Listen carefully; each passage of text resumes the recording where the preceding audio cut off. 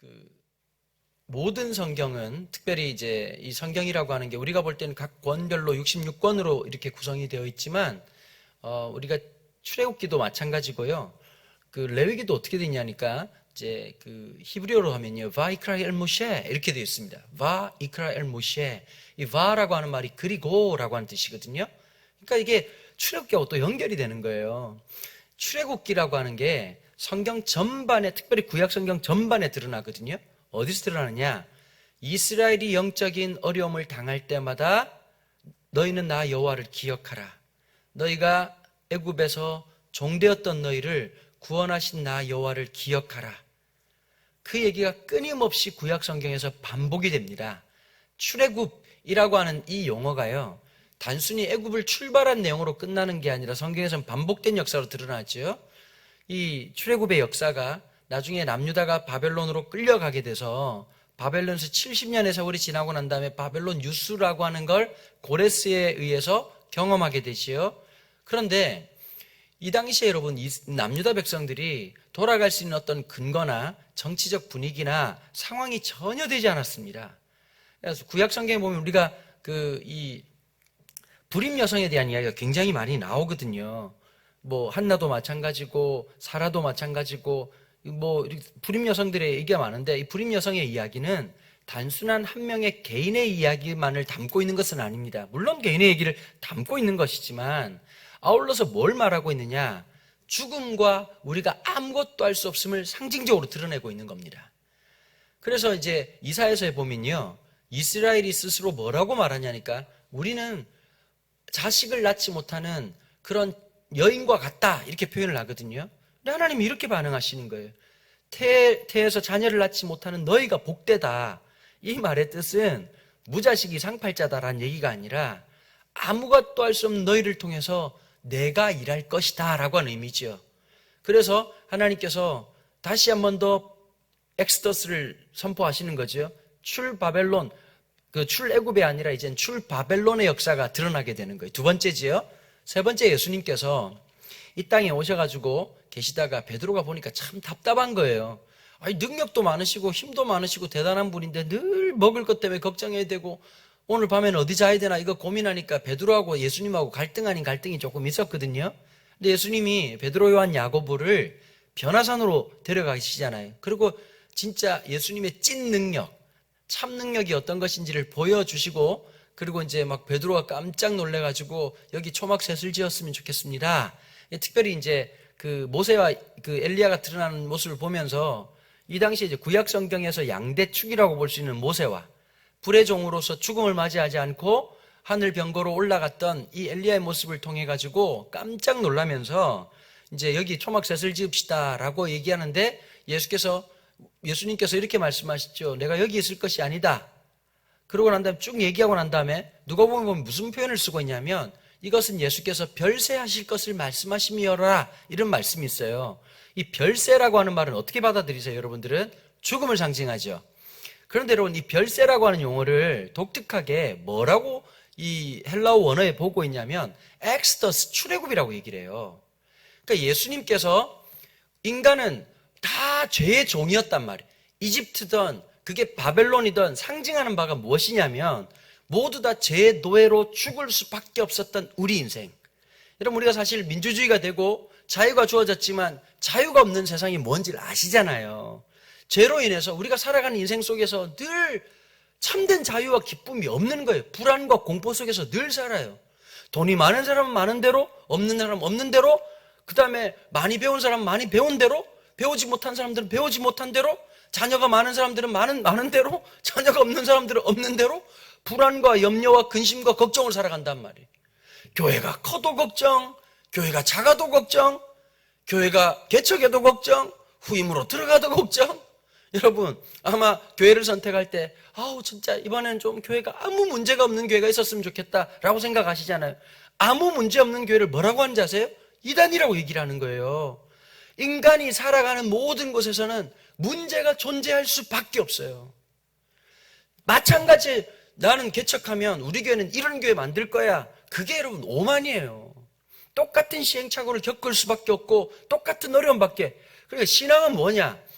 이 세상에 소망을 둔 사람들이 아니라 영원히 엑스더스를 살아가는 사람들, 예수님께서 십자가에서 다 이뤘다고 하는 사건, 그게 뭐라고요? 출애굽의 사건이었다는 거예요. 세 번째 출애굽이지요. 우리는 파이널 엑스더스를 기다리는 사람이에요. 우리가 이 땅에 있지만 주님의 다시 오심을 만물이 기다리는 것처럼 기다리는 사람들, 그날이 되면 마지막 파이널 엑스더스, 영원한 출애굽을 통해서 하늘 소망을 바라보고 살아갈 사람들. 그래서 여러분, 출애굽기라고 하는 성경은요, 단순히 이스라엘이 이집트에서 압제받다가 해방된 이야기만을 담고 있는 것이 아니라 우리 성도들이 살아가야 될 삶이고, 살아가야 될 이정표이고, 살아가야 될 삶의 방향성이라는 걸 늘 기억하고 보셔야 되는 거예요. 여러분, 이스라엘이 회막 텐트 치고 살았잖아요. 40년 동안. 하나님이 성막을 만들게 하세요. 이제 보통 예전 신학자들은 회막이라는 용어가 있고 성막이라는 단어가 출애굽기에 나오거든요. 회막과 성막을 따로 구분했는데 요즘 대부분 다 일치되는 구약학자들의 의견은 무엇이냐? 성막과 회막에 구분이 없다라고 보고 있습니다. 자, 그렇다면 성막과 회막을 짓는데 출애굽기 25장부터 시작해서 40장까지 안 그래도 성경 읽는 거 힘들어 죽겠는데 25장부터 갑자기 이게 뭐 가구 조립 공장도 아니고 이케아도 아니고 뭐 이거 만들어라 저거 만들어라, 가로가 몇 큐빗 세로가 몇 큐빗 사는 것도 미쳐 죽겠는데 갑자기 막 재미가 없는, 안 그래도 성경 읽기가 참 쉽지 않은데 거기다가 이제 출애굽기에서 너덜너덜해졌다가 레위기에서 완전히 그냥 무너져가지고 성경 읽기가 실패하는 경우가 되게 많지 않습니까? 여러분, 이걸 보셔야 돼요. 성막에 대한 목적이 뭘까요? 대부분 다가 성막 얘기를 하면서 하나님께 바쳐야 된다, 하나님께 헌신해야 된다. 맞습니다. 훨씬 더 중요한 개념을 알고 그 개념을 아셔야 됩니다. 성막의 개념은 무엇이냐면, 여러분, 하나님 어디 계시죠? 새벽이라 정신이 없으시죠? 새벽부터 너무 어려운 거 얘기해가지고 머리가 혼란스러우신가? 이게 원래 어제 저녁 때 해야 되는 건데 제가 마음이 급해가지고 열심히 설명해 드리는 거예요. 하나님이 어디 계시죠? 그러면 뭐 우리와 함께 하십니다. 이제 이게 정답이죠, 그죠? 자, 그런데 함께 하시는 것의 가시적 현상이 뭐냐면 성막이었어요. 내가 지금 텐트 치고 사는데 그 중심에 하나님의 성막이 있는 거예요. 이 말은 뭐냐면 하늘의 하나님이, 보좌를 하늘에 있는 그 하나님께서 이 땅 가운데 우리와 함께 기거하시는 하나님, 이게 성막의 중심인 거예요. 성막은 늘 이스라엘 백성들이 이동할 때 어떻게 했죠? 성막을 바라보는 거예요. 내 영혼의 지성소. 여러분, 우리식으로 말하면 어떻게 될까요? 오늘도 그 말씀의 인도하심을 받아가는 거예요. 이거 하면 돈이 되겠구나, 이거 하면 잘 되겠는데, 그 욕망이 우리를 이끄는 삶이 아니라 하나님의 말씀의 기둥이 우리를 이끄실 때 삶을 옮겨나가는 거예요. 여러분, 우리가 살아가면 내 마음대로 사라지지 않잖아요. 하나님의 인도하심이라고 하는 큰 보이지 않는 손이 있단 말이에요.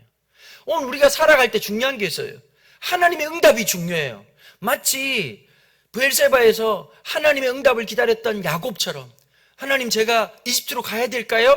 하나님의 음성, 하나님의 말씀을 쫓아서 살아갔던 믿음의 선조들처럼 그렇게 살아가는 정신이 중요했던 것이죠. 수없이 텐트를 치고 수없이 텐트를 걷는 것이 40년 동안의 일상이었습니다.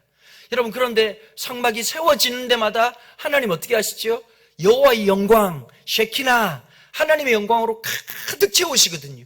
함부로 안으로 들어가서 하나님 앞에 제사하는 것조차도 불가능할 만큼 하나님의 영광으로 가득 찹니다. 솔로몬의 성전이 하나님의 영광으로 가득 찼습니다.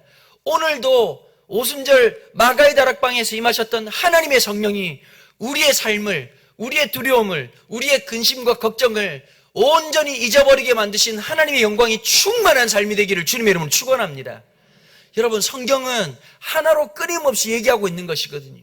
오늘 일상 가운데서 아까 우리가 찬양했던 것처럼 예수 그리스도의 풍요함, 하나님의 그 은혜의 풍성한 은혜. 여러분, 재정으로 뭐 돈이 얼마나 되고 집이 몇 평이 되고 그건 두 번째, 세 번째 문제이고, 오늘 주시는 그리스도의 그 풍요가 우리를 채우고, 하나님의 자녀라고 하는 노블, 하나님의 자녀라고 하는 거룩한 명예와 안호와, 내가 돈이 없지 가오가 없냐? 내가 하나님의 자녀인데? 라고 하는 의식으로 살아가는 것이 중요하다는 것이지요. 자, 참 좋았죠, 그죠? 갑자기 대단히 똑똑해지는 것 같기도 하고 뭐가 확 차는 것 같기도 한데요. 그럼에도 불구하고 여러분, 모세도 위기가 왔을까 안 왔을까요? 왔죠. 겁나게 말 안 듣는 이스라엘 백성들하고 같이 있으니까 얼마나 힘들었겠냐고요. 힘들고 지치는 순간이 왔어요. 보니까 성막이라고 하는 것이 여러분 참 이렇게 드라마틱하지만 일상을 살아내야 되는 광야의 삶이 얼마나 녹록지 않고 힘듭니까? 주일날 은혜 아무리 받아도 월요일 화요일 지나면 영혼이 흔들흔들 한단 말이에요. 이렇게 부흥회할 때야 뭐 이렇게 유통기한이 그래도 하루에 3번씩이나 설교를 하니까 저도 제정신 아니고 여러분들도 제정신 아니고 함께 그냥 이렇게 말씀 생각하고 이렇게 하니까 참 좋지만 당장 또 그 몇 시간의 시간 간격을 두고 끊임없이 문제는 우리를 찾아온단 말이에요. 그 어려움과 그 마주한 여러 가지 고통 속에서 이 모세를 향한 하나님의 놀라운 은혜, 레위기가 참 어렵죠, 그죠? 7가지 제사가 나오거든요. 자, 아무리 하나님의 은혜를 베풀어도 우리는 승리할까요? 실패할까요? 물론 종말론적인 승리는 우리 가운데 있지만 우리가 개인적인 삶으로 볼 때 정말 기도생활 승리하십니까? 보통 교회에서 그런 얘기 하잖아요. 목사님들이 찬양 인도하시는 목사님들이 보통 그런 멘트 많이 하시더라고요. 지난 한 주간 승리하셨습니까? 여러분 그런 얘기 하는 거 아닙니다. 사는 것도 힘들어 죽겠는데 뭘 승리를 해. 쉽지 않아요.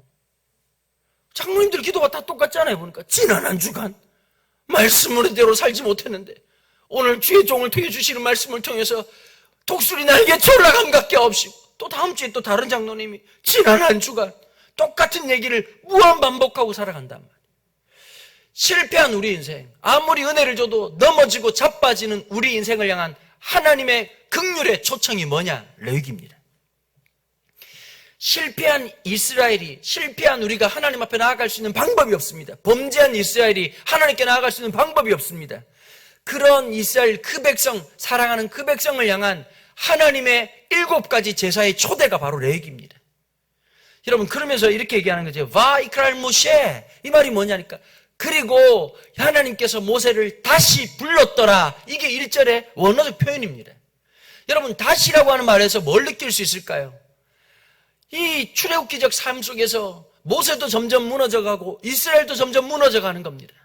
여러분 신앙생활 할 때 하나님 제일 주시는 가장 큰 은혜가 뭘까요? 우리를 하나님의 자녀로 부르신 첫 번째 은혜입니다. 근데 그 은혜로만 끝나는 게 아니라 다시 불러주시는 놀라운 주의 은혜가 끊임없이 우리 속에 있다는 사실입니다. 여러분 이 출애굽기를 가만히 보면요 수많은 금, 은, 보석으로 성막을 장식을 합니다. 그런데 예외 없이 거의 대부분의 목재가 뭐로 쓰였느냐? 조각목으로 쓰였습니다. 여러분 조각목이라고 하는 나무가 대단한 나무가 아니라 우리식으로 번역을 하면 잡목입니다. 뭐 아카시아 나무라고 얘기하는 분도 계시고 여러분들이 있는데 어쨌든 간에 여러분 그 사막 한복판에 레바논 백향목이 있을 리 만무할 거고 좋은 나무가 있을 리 만무하겠죠. 쓰다만 나무 같은 조각목에다가 금, 은, 보석을 붙였습니다. 여러분 이게 뭐냐면 하나님의 의도적인 제작 과정이었습니다. 자, 제가 예를 들어서요 지난번에 이제 어디 집회 갔다가 어떤 분이 선물을 하나 주시더라고요. 저한테 몰랐지요. 집에 가서 뜯어보니까 명품 넥타이를 선물해 주신 거예요. 제가 넥타이가 진짜 많거든요. 뭐 이렇게 제 아내가 그런 얘기 하더라고요. 당신은 그 넥타이가 암수가 있는 것 같다. 그게 무슨 소리냐 그랬더니 자꾸 새끼를 치는 거 보니까 근데 이제 제가 의외로 그 명품 되게 많을 것 같죠. 별로 제가 그런 거 별로 안 사거든요. 이게 되게 멋있죠, 넥타이. 이거 국산이에요. 다 국내 디자인 하시는 분들하고 제가 좀 친한 분들이 있어가지고 제가 아이디어를 내기도 하고 제가 요런 디자인 하면 좋겠다 해가지고 대박 난 상품도 몇 가지가 있고요. 하여튼 뭐 이거 유튜브 하니까 조심해야 되니까 여기까지만 이렇게. 근데 이제 제 난생 처음 난생 처음이라고는 아니지만 그래도 이제 정식 매장에서 구찌 그래서 이제 넥타이를 이제 선물 받았는데 참 고마운데 제 스타일은 아니더라고요. 그래가지고 이제 그분도 센스가 있더라고 보니까 영수증하고 이제 교환권하고 다 넣어줬더라고요. 그래가지고 이제 신세계 본점 가가지고 이제 바꾸러 갔어요. 바꾸러 가는데 가격에 놀랬죠. 이걸 돈으로 주지 왜 넥타이를 줬나? 30만 원이더라고요 넥타이가. 뭐 집집마다 그 정도는 있죠. 그래가지고 이제 교환하러 갔는데요. 교환을 하는데도 보통 여러분 구찌 매장은 못 들어가거든요. 앞에 사람이 지키고 있다가 몇 명만 딱 들어가서 손님이 빠져나가면 들어가는 그 구조로 돼 있더라고요. 근데 우리는 절대 그런데 놀라지 않거든요. 늘 일상적으로 가는 것처럼 괜찮다고, 고객님 좀 기다려달라, 충분히 알고 있다고 이렇게 하고 있다. 이제 들어가서 이제 교환을 했습니다. 교환을 하면 여러분, 명품들의 특징이 있죠. 포장을 엄청 신경을 써요. 몇 번을. 그러더니 어떤 제품을 고르고 바꾸겠다고, 내가 그러니까 뭐 그 돈을 더 내야 되는 거냐 그랬더니 가격이 똑같다고 잠시만 기다리시라고 안으로 들어가더니 처음하고 똑같이 그냥 그 통에다 넣어주면 되잖아요. 그렇게 안 하고요, 마치 새로 구입한 것처럼 탁 포장을 해가지고 가는데 기분이 너무 좋은 거예요. 아, 사람이 이래서 명품을 사는구나 라는 생각이 들었습니다. 여러분, 금원 보석이 붙어 있는데, 만약 예를 들면 제가 30만 원짜리 넥타이도 그런데 여러분, 뭐 샤넬이나 이런 데 가가지고 백 700만 원짜리, 800만 원짜리, 1000만 원짜리 사면 포장 보통으로 하겠습니까? 장갑을, 흰 장갑을 끼고 되게 잘생긴 점원들이 진짜 고객님 보시는 안목이 있습니다. 이 백이 몇 개 없었는데 아주 럭키하신데요, 제가 열심히 포장하겠습니다. 그러고는 상품을 안에서부터 바깥까지 확인을 다 시키고 난 다음에 포장을 해도 되겠습니까? 그러면 포장하라고 그러면 보는 앞에서 몇 겹을 싸가지고 마지막 포장까지, 포장지까지 다 해가지고 백 잘 사용하십시오 하고 딱 넘길 때, 그걸 체크할 때 그 기쁨이 있대요. 여러분, 만약에 그 1000만 원짜리 백을 아이고 잘 고르셨네 이러고는 신문지에다 둘둘 말아가지고 까만 비닐봉지에 담아주면 어떤 마음이 들 것 같으세요? 지금 장난하냐고, 이게 이게 얼마짜린데? 그렇죠?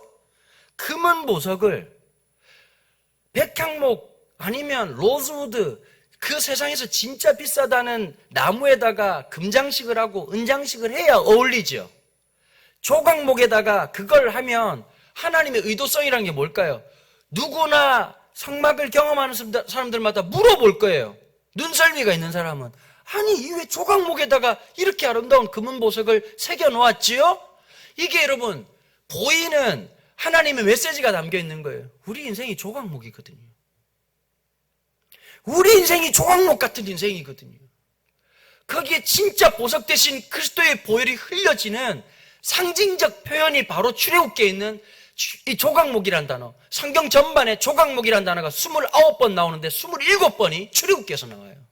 우리가 어떤 존재인지를 알게 하는 거예요. 여러분, 세상 살다 보면 세상에서 사장님 불러보면 자기가 사장인 줄 알아요. 학교에서 선생님 부르면 선생인 줄 알아요. 그런데 여러분, 우리가 말씀 앞에 나오면 우리 인생이 하나님 앞에 여전히 용서받고 회복된 죄인이라는 사실을 발견한단 말이에요.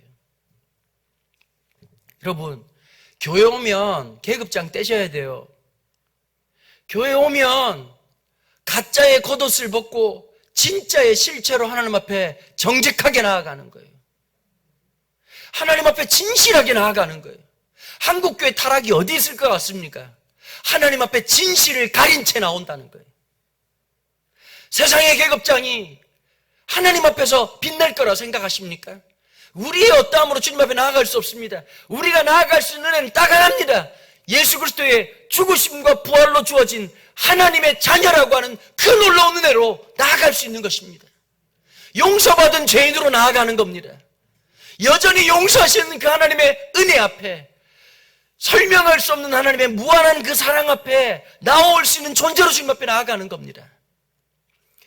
제 멘토 목사님이 저한테 이런 얘기를 하시더라고요. 혹시 당신이 죽으면 부탁할 게 하나 있다. 뭐예요, 목사님? 그랬더니 이러시더라고요. 마지막 죽고 나면 목사 이문식, 그분 이름이 이문식 목사님이신데, 목사 이문식이라고 하지 말고 성도 이문식이라고 꼭 써달라. 여러분, 대부분 다 장례식 가면 목사라는 명칭을 붙이죠. 근데 그 목사님이 이러셨어요, 저보고. 목사라는 명칭보다 훨씬 영광스러운 게 성도라는 명칭이다. 하나님의 자녀. 여러분, 우리가 하나님 앞에 갈 때 하나님의 자녀보다 더 아름다운 게 없습니다. 만약에 제 아들 녀석이 저보고 목사님 그러면 잘못된 거죠. 그러지 않나요? 옛날엔 그렇게 가르쳤어요. 여러분, 아버지를 홍길동 아니에요. 호부형을 호하라. 여러분, 아버지를 아버지라고 부를 수 있는 것. 여러분, 예수님이 밑보인 이유 중에 하나가 있어요. 하나님을 아버지라 불렀기 때문이에요. 아버지 하나님이라고 하는 표현은 유대인들에게는 굉장히 어색한 표현입니다. 보통 여러분 마태복음을 유대인의 복음이라고 얘기하거든요. 누가복음을 이방인의 복음이라고 불러요. 그 차이별이 뭐냐? 이스라엘 사람들은 근본적으로 하나님이라고 하는 호칭 앞에 뭐가 붙느냐? 하늘의 하나님이라고 하는 표현이 붙어요. 하늘의 하나님이라는 게 어떤 상징일까요? 자, 우린 이분법을 배웠어요. 우리의 존재는 땅에 있어요. 범접할 수 없는 이란 뜻이에요. 인간으로서 감히, 그러니까 하나님이, 유대인의 하나님은 너무 높으신 거예요. 너무 높으셔서 감히 우러러볼 수 없는 그분이신데 우리는 그분을 누구라고 부른다고요? 아빠, 아버지라고 부르는 거예요. 이게 놀라운 은총이 된 거죠. 여러분, 모세도 지칠 때가 있었어요. 모세도 목회하다가 돌로 3번이나 치려고 하는 이스라엘 백성들 앞에서 마음이 얼마나 무너졌겠습니까? 그만두고 싶다고 생각될 때가 얼마나 많았겠습니까? 그런데 하나님이 어떻게 하셨다고요? 그렇게 쓰러지고 지쳐있는 모세를 하나님이 다시 부르시는 거예요. 내가 네가 얼마나 힘든지 안다. 여러분, 오늘 이 새벽 여러분 스스로 일어났다고 생각할지 모르겠지만 그 뒷면에 있는 하나님이 다시 우리를 불러주신 하나님의 은혜가 있었다는 걸 기억하셔야 됩니다. 오늘을 살아갈 수 있는 다시 주신 하나님의 은혜, 다시 한 번 더 도전할 수 있는 힘과 용기, 하나님의 긍휼, 하나님의 자비가 오늘 우리 속에 있다는 겁니다. 여러분, 뭐가 복이겠습니까? 달리 복이 아닙니다. 만약에 돈으로만 복을 측정한다면 우리는 그런 면에서 보면 우린 저주받은 인간으로 보일 수밖에 없을지도 모릅니다. 만약에 스펙으로 얘기한다면 가방끈 짧은 우리네 인생은 축복받았다는 얘기를 함부로 하지 못할 것입니다. 그런데 우리가 하나님의 복을 받았다는 게 어떤 것일까요? 끊임없이 하나님의 은혜가 다시 또다시 채워지고 있다는 겁니다. 여러분, 그 긍휼이 있어요. 사랑은 보통 여러분 제가 이번 주일날도 저희 교회에서 설교할 때 서론에서 이런 얘기를 했어요. 전 아내랑 결혼하고 보니까요, 연애 때 뜨거운 사랑 이 20년 동안 지속되면 그거 문제 있는 거죠. 지금도 뜨거운 그 살겠습니까, 여러분? 그 이제 나이가 들어가면서 뭐 우리 장로님 권사님들 앞에 참 쑥스러운 얘기지만 제가 보니까 이제 사랑도 마치 사계절이 있는 것처럼 여름만 있는 건 아니잖아요. 가을 같은 사랑도 있고 겨울 같은 사랑도 있는데 사랑이 그런 것 같아. 보면 막 서로 좋고 막 손만 잡으면 짜릿짜릿했던 사랑이 아니라 조금씩 지나니까 고마운 거예요. 곁에 있어주니 고마운 거고, 함께 해주니 고마운 거고, 밥 해주면 더 고맙고. 그러고 있다가 고마움만 있는 건 아니죠, 그렇죠? 늘 고마우냐? 그러기 쉽지 않아요. 무덤덤해요. 정직하게 무덤덤이지만 무덤덤이라고 말하면 결혼 생활이 쉽지 않으니까 이제 그 안정감? 이제 이렇게 표현을 해야 이제 넘어가는 거 아니겠습니까? 그 다음에 또 어떤 건 요거만 있는 게 아니에요. 무서워요. 자, 한번 여쭤볼게요. 이게 사랑이에요. 사랑이란 한 가지 감정만 있는 게 아니에요. 사랑하기 때문에 질투하기도 하세요. 하나님이 좀 이상하시죠? 우리를 너무 사랑하셔가지고 이렇게 얘기했어. 질투할 놈을 보고 질투를 하셔야지. 나 여호와는 너희를 질투하는 여호와다. 하나님 우리 얼마나 사랑하시길래. 여러분, 혹시 질투라는 걸 경험해 보셨어요? 안 해봤구나. 뭐 잊은 지가 너무 오래됐구나. 막 이렇게 그 다른 사람한테 너무 친절하게 해주면 질투할 때가 있잖아요. 저도 그랬던 것 같아. 보면 아내가 저하고 결혼하게 된 결정적인 원인이 몇 가지 있었대요. 첫 번째, 내가 솔직히 나중에 결혼하고 나서 그게 궁금하더라고요. 이 여자가 어떻게 내가 프로포즈 할 때 예스라고 얘기했을까? 근데 아내가 나중에 얘기하더라고요. 제가 이제 그 전도사 때도 설교를 진짜 많이 했었거든요. 집회를 많이 했었는데 대학교 선교단체 제가 간사로 있었어요. 학생으로 있었고 아내는. 그 나중에 그러더라고. 당신은 나하고 결혼해야 되겠다는 생각을 뭐 때문에 했냐? 그랬더니 그러더라고. 설교 때문이라 그러는 거예요. 그랬냐? 어떻게 설교를 듣고 그랬냐? 그랬더니 제 아내가 있던 교회가 고신교회인데 굉장히 율법적인 교회였어요. 그러다가 제가 이제 복음이라고 하는 게 그 율법의 정신이 어떤 것인지를 여러분 지금보다 그때는 훨씬 어렵게 설교를 했거든요. 그냥 막 그 미국 유학 갔다 와가지고 이제 신학 독이 쌓여가지고 막 책을, 그러니까 막 밤에 책 한 10대권을 바닥에 깔고 그 기쁨에 미치는 거예요. 막 공부하면서 이거구나 이러고 시간 가는 줄 모르고 막 혼자서 그냥 A4지에다가 막 글을 적어가면서 막 공부하면서 야, 이 본문이 이거구나.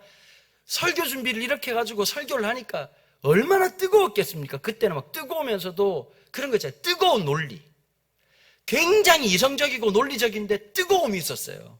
그래 막 설교 한번 하면 막 2시간씩 막 이러고 시간 가는 줄 모르고 물 한 잔씩 마셔가면서 막 설교를 할 때가 있었거든요. 아내하고 이제 그렇게 지냈었는데, 그래서 설교 듣고 그렇게 사랑을 했구나. 근데 또 하나를 얘기하더라고요. 그때 사실은 이제 저를 좀 좋아했던 자매들이 좀 있었거든요. 저도 여러분 괜찮았습니다. 근데 저는 이제 무조건 올인하는 스타일이었거든요. 막 다른 여자들한테 곁을 잘 안 주는 스타일이었어요. 근데 보니까 여자는 여자를 알잖아요. 제가 멍청해서 여자를 잘 모르지만 그 한 2명이 찝쩍대는 것 같으니까 아내가 이거 안 되겠다, 이거 잘못하면 이거 놓치겠다 싶어가지고 질투를 통해가지고 결혼을 했다는 거예요. 그러니까 여러분, 질투라고 하는 건 느낄 만한 사람한테 느끼는 거지 택도 없는 사람한테 느끼겠어요? 하나님이 우리를 보고 질투하신다는 거예요. 하나님의 사랑을 이해할 수가 없는 거죠. 감정을 드러내세요. 하나님이 진노하기도 하세요. 하나님의 인자가 자비하기도 하세요. 영원하기도 하시는 거예요. 그래서 출애굽기를 전 한마디로 제가 서두에 말씀드렸잖아요. 출애굽기가 뭐라고요? 두려워하지 말고 두려워하라. 말이 새벽부터 머리 아프시죠? 두려워하지 말고 두려워하라. 이게 신앙의 속성이에요. 여러분, 하나님을 두려워하지 않을 수 있는 은혜가 있어요. 그러면서 동시에 뭐가 있는지 아세요? 두려워해야 될 하나님의 은혜가 있단 말이에요. 이 양 2가지 속성. 하나님이 다시 모세를 불러가지고 하나님의 은혜로 채워주시는 거예요. 여러분, 혹시 운전을 하시다가 기름이 앵꼬가 떨어지면 불 들어오면 어떻게 하시죠? 성향이 딱 있더라고 보니까. 벌써 불 들어오기 전부터 불안해가지고 주유소부터 찾는 사람이 있고요. 느긋한 사람이 있어요. 이거 60km도 가요? 이러다가 갑자기 시동이 꺼지는 분들이 계셔. 여러분, 일단 불 들어오면 가야 돼요. 불 들어오면 주유소 들어가야 돼요. 아무리 용 빼는 재주가 있고, 슈말 마을하고 최고의 운전기사가 드라이빙 하는 분이 있다 할지라도 기름 떨어지면 지가 아무리 해봐야 차 못 가게 만드는 거예요. 인생이 기름을 바닥을 치고 있을 때 이 목소리를 들어야 되는 거예요. 바이크랄 모시에. 그리고 하나님께서 모세를 다시 부르셨도다. 여러분, 실패한 이스라엘이 하나님 앞에 나올 수 있도록 요제, 속건제, 속제제, 화목제, 이 모든 7가지 제사를 통해서 새롭게 하시고 정결하게 하시고, 여러분, 이 7가지 제사가 완벽하게 구현된 곳이 어디지요? 예수 그리스도의 십자가였습니다. 그 모든 것이 단번에, 여러분, 구원, 구속이라는 단어 아시죠? 그죠? 구원받았다, 구속받았다.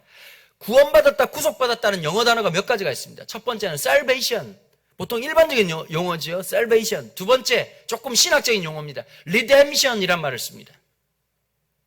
그런데 여기다가 더 신학적인 영어 단어가 있습니다. 잘 모르시더라고요.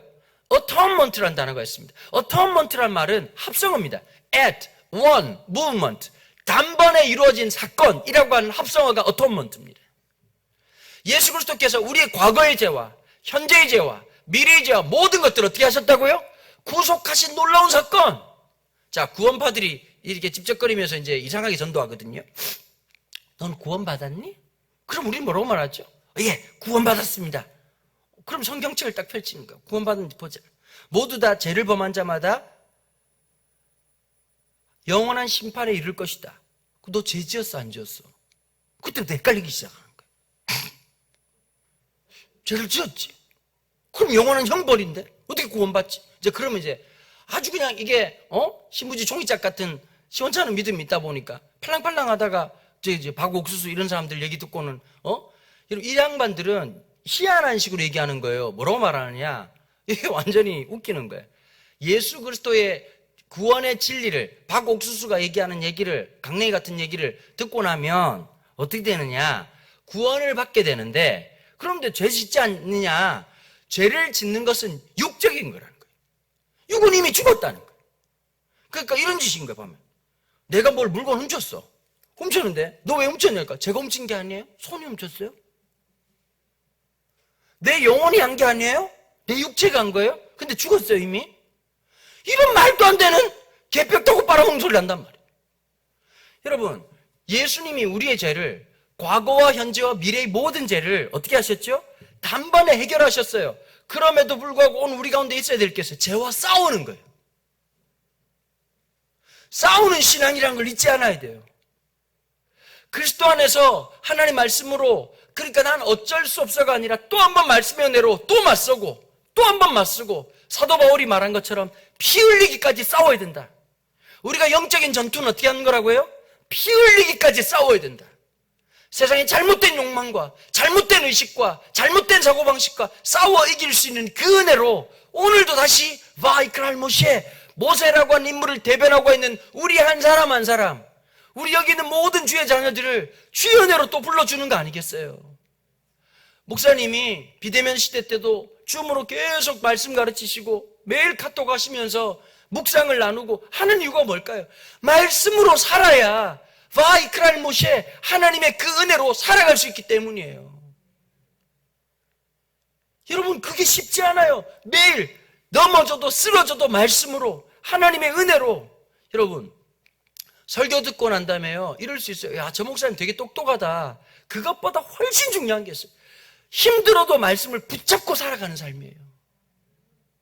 여러분, 만약에 똑똑한 걸로 따지면 신학교 교수가 믿음이 제일 좋아야죠. 제가 적어도 확신하건대 믿음이 제일 없는 사람들이 신학교 교수예요. 분필가루만 먹다가 끝나. 여러분, 믿음은 신학의 어떠함에 있지 않아요. 중요한 건 뭐냐? 오늘 내가 뭘 붙잡고 살아가냐는 거예요. 오늘 내가 뭘 붙잡고 살아가느냐. 여러분, 고상한 지식을 갖고 있다고 하나님을 사랑하는 게 아니에요.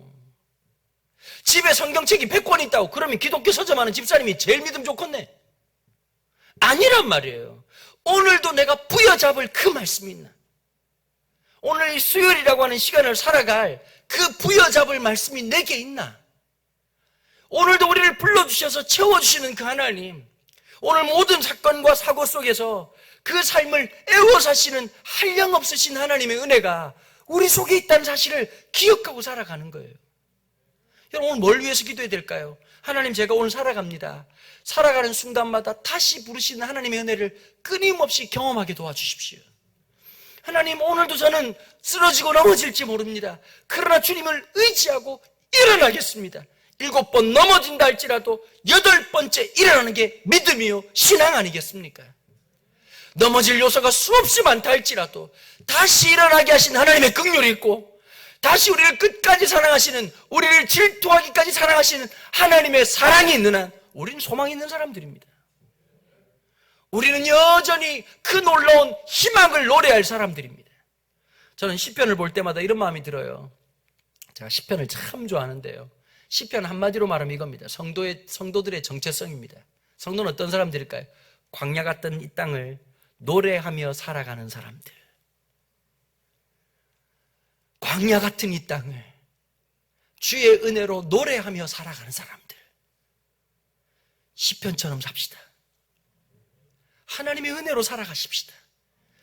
하나님, 오늘도 내 앞에 계시고 내 옆에 계시고 내 등 뒤에 계시고 우리 안에 계셔서 우리와 동행하시고 우리와 함께 하신 그 하나님의 은혜, 와 이크라 일모시에, 그리고 하나님이 다시 모세를 부르셨던 것처럼 오늘도 우리의 삶 속에서 하나님의 그 은혜가 나를 다시 깨워주시고 일으켜 주시옵소서.